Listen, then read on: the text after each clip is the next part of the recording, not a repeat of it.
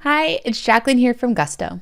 I'll show you how to use employee surveys to get actionable feedback and insights from your team to help build a great place to work.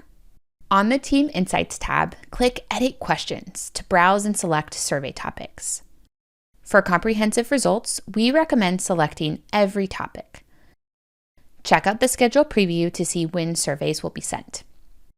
Topics rotate monthly to encourage employees to share their thoughts across focus areas like management, morale and retention, and benefits. Let's preview the upcoming survey on the topic of teamwork. Employees rank how they feel about each question and can leave feedback. One question stays the same every month.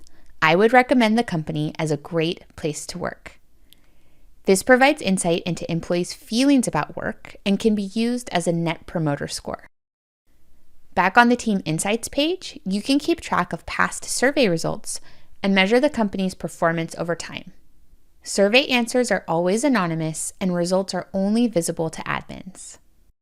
Employee surveys are an easy way to take care of your team and grow as a business.